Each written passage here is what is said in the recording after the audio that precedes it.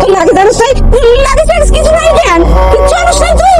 আমি বিদেশে থাকা অবস্থায় অ্যাক্সিডেন্ট করছিলাম, আল্লাহর রহমতে আমি বাইচা গেছি, কিন্তু আসার সময় কিছু নিয়ে আসতে পারিনি। মানে একদম খাইয়ে যাইছিস, তাইলে বিদেশ থেকে আইছিস কেন? এক্ষুনি চলে যা বিদেশে বেরো। আর এটা আমার মাইয়া মুন্নি না, কত বড় হয়ে গেছে আমার মাইয়া। আসো মা, আমার কাছে আসো মা, আসো। মা, এটা কি আমার বাবা? আমি বাবার কাছে যাবো? এটা তোর বাবা না, তোর বাবা মরে গেছে। এইভাবে কথা বলতেছো কেন? তুমি যে অবস্থায় বাড়ি ফিরাইছো, এই অবস্থায় তোমার দেখার থেকে তোমার মরে সবাই ভালো ছিল। আর তাহলে কই যাইতেছো? আমার স্যার সবাই চলে গেল, কই যাও তুমি? যে নেস্তা সে যাই।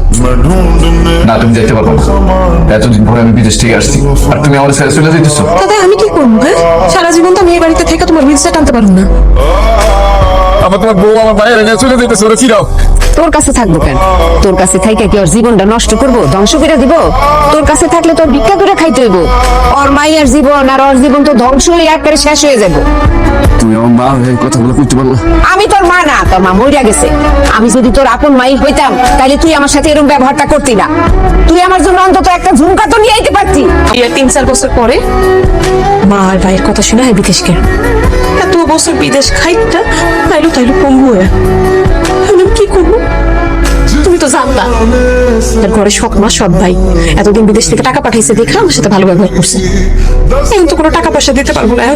এখন দেখবো আমার সাথে কেমন আচরণ করে। তার উপর আমি পঙ্গু স্বামীটা নিয়ে কেমনে থাকো? তোর জামাই পঙ্গু হয়ে আইছি, দেখ একটা টাকা দেয় কিনা তার জন্য। একটা টাকা তো দূরের কথা, ওই বাড়িতে থাকতে দেবো কিনা সন্দেহ। মানুষ এরকম স্বার্থপর কেমন হয়?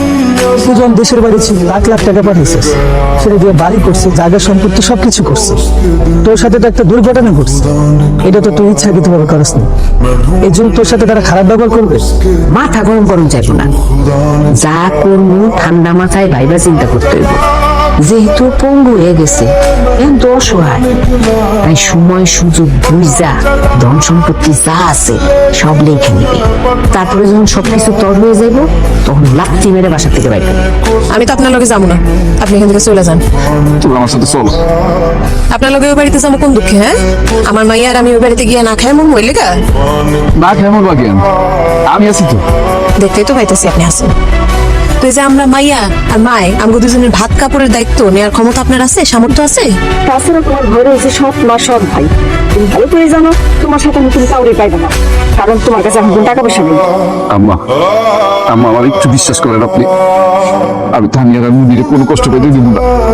আমার একটা মাত্র সুযোগ দেন, আপনি একটু তানিয়ারে বুঝায় কোন আম্মা।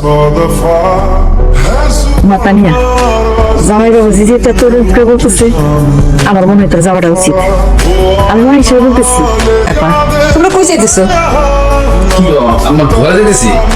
আর ঘরে যায় কাম নাই, তোমরা বরঞ্চ রাস্তায় যায় ফুল ফ্যামিলি ভিক্ষা করো গিয়া, তাইলে তোমাকে লিগে ভালো হইব।